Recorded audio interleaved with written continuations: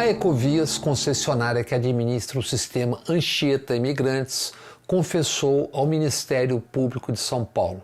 Por 18 anos, desde 98, pagou propina ao PSDB. Agora, num acordo com o Ministério Público, em obras e benefícios, a Ecovias vai devolver 650 milhões. Outras 11 empresas ainda não fecharam acordo. Portanto, esse propinoduto tucano passa do bilhão.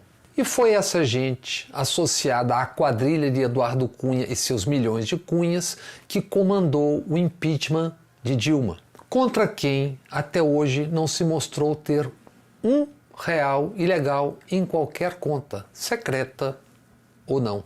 Caixa 2 na campanha de Dilma? Claro que teve. Não há um único grande partido ou político que não tenha sido beneficiado por Caixa 2 em campanhas do Brasil de até há pouco. Qual é a diferença? É que vários do PSDB tinham milhões depositados em contas na Suíça. E aí? Aí estão soltos, protegidos pelo silêncio cúmplice, mergulharam. Lula e PT, teve Caixa 2 nas campanhas? Teve, óbvio. Quem financiou, com variações, pessoas físicas e jurídicas que financiavam e financiaram as campanhas dos demais. Qual a diferença? É que, além da Polícia Federal, agências norte-americanas, em parceria silenciosa com a Lava Jato, fuçaram contas de Lula e não se tem notícia, não boato ou fake news, que tenham encontrado uma conta e dinheiro ilegal. Mas Lula foi condenado e ficou preso 580 dias, enquanto os outros seguem mergulhados. Quem condenou Lula? O juiz Moro, que na reta final da eleição presidencial trabalhou para eleger Bolsonaro, a quem hoje serve como ministro da Justiça, esperando a hora para dar o bote. O paladino da justiça que finge não entender e não vê os significados do milicianato, das rachadinhas, da imobiliária, dos laranjais, do Adriano, do Queiroz e nada bela companhia. Enquanto julgava como juiz, Moro era ao mesmo tempo chefe informal da Lava Jato, como já demonstrou o Intercept. A mesma Lava Jato que, feito o serviço, receberia dos norte-americanos 2,5 bilhões, mais do que os fundos públicos para as campanhas de 2018 e 2020.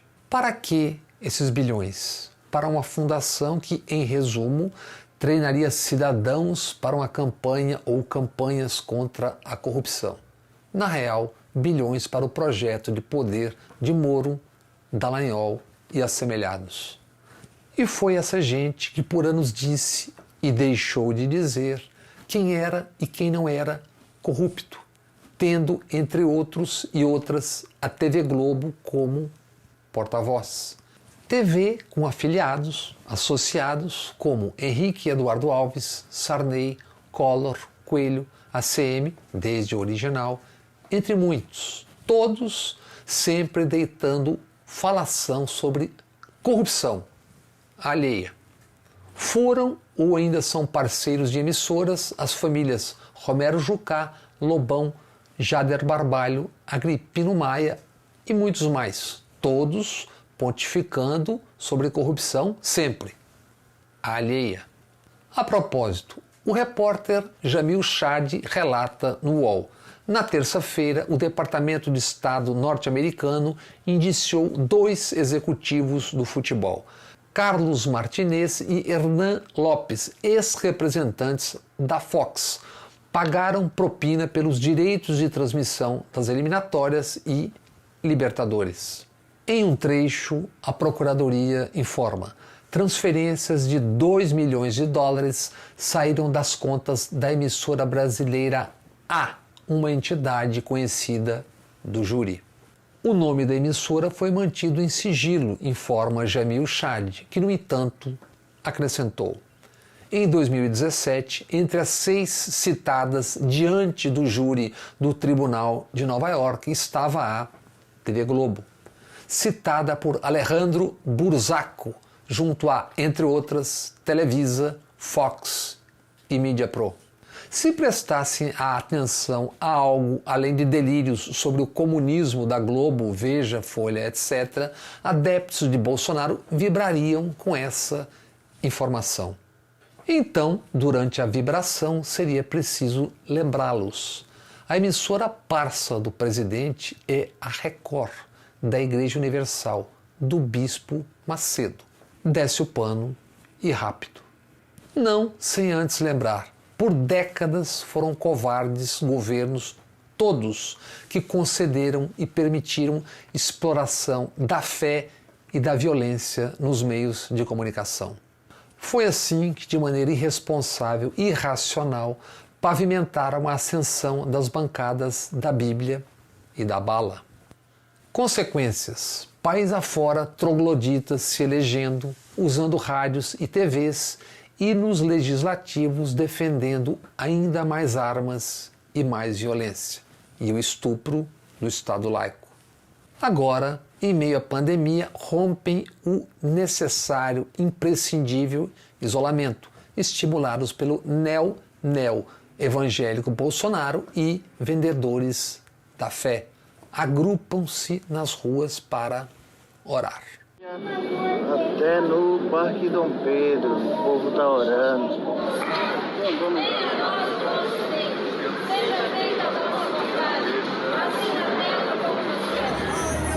Deus abençoe os caminhoneiros, recebe a bênção de Deus.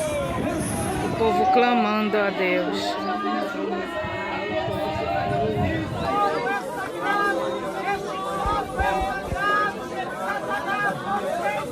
Eu quero agora, em nome de Jesus, declarar que no Brasil não haverá mais morte pelo coronavírus. Em nome de Jesus. Em nome... Não viram, ainda não enxergam tudo isso, os que, conscientes ou não, por anos trabalham em defesa de seus projetos ideológicos, partidários ou mesmo pessoais. Os mesmos que, expondo a escassez de muito, usam o termo esquerda como se direita e ultradireita não designassem da mesma forma ideologia.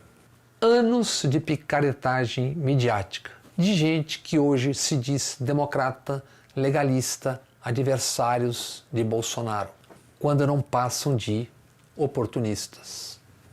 E isso na melhor das hipóteses. Apropriaram-se e amaldiçoaram termos como ideologia, esquerda, etc., para no lugar entregar extremadas ignorância e burrice. Trampolim para essa ferocidade neoliberal agora escancarada pela pandemia que, mesmo com subnotificação, caminha para 1.000 mortos no Brasil de 70 mil pobres e miseráveis. Primeiro foi a palavra, escada para a ascensão não da direita civilizada, mas para manadas da ultradireita. Um agente que há anos se enrola na bandeira, veste camisa da CBF como símbolo contra a corrupção, imagine, e exibe profunda ignorância. Posam para câmeras e microfones e redes, expelindo ressentimentos e asnices orgulhosamente. Nós queremos os militares. Adoro os militares. Precisar uma intervenção militar, a gente limpa a área. É proibido falar isso? É proibido? Então pronto. Se os militares fizerem uma limpeza aqui, e depois de 90 dias fizerem novas eleições, nós vamos ter outra chance. Você vai ter uma faixa de ônibus, uma ciclovia, não vai ter carro aqui. Eu não preciso de cesta básica, eu preciso de cesta de café da manhã com o viúvo clicô.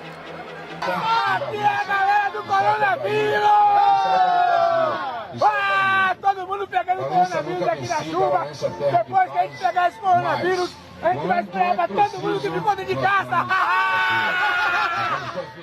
Certos setores começam a entender. Segundo o Datafolha, 17% dos eleitores de Bolsonaro já se arrependeram ou se dizem arrependidos, de todas as classes, cores e credos. Alan dos Santos, do Baixo Bolsonistão, comparou a omissão no uso de cloroquina às câmaras de gás que mataram milhões de judeus. Exatamente no dia do Pêssah, a Páscoa judaica, o blogueiro tuitou: omitir o uso da cloroquina é o mesmo que deixar judeus na dúvida entre chuveiro e câmara de gás. A Confederação Israelita do Brasil, CONIB, condenou tal fraseado, protestou justificadamente contra antissemitas e oportunistas sempre à espreita. Na caminhada para a eleição presidencial última, Judeus pela Democracia atuaram nas ruas e redes sociais. Hoje, só no Facebook são 8.200 inscritos. Assim como entre cristãos, ateus, muçulmanos, adeptos do budismo, de religiões de origem africana e tantas outras, uns entenderam, outros se calaram ou apoiaram o que estava a caminho. Na cena a seguir, a Hebraica, no Rio de Janeiro, a 3 de abril de 2017. Do lado de fora da Hebraica estavam o grande cineasta Silvio Tendler, o deputado Carlos Mink e dezenas de jovens e mais idosos da comunidade judaica, que protestavam contra a presença de Bolsonaro na Hebraica com cartazes e gritando: ele não, não em nosso nome, fascista, não.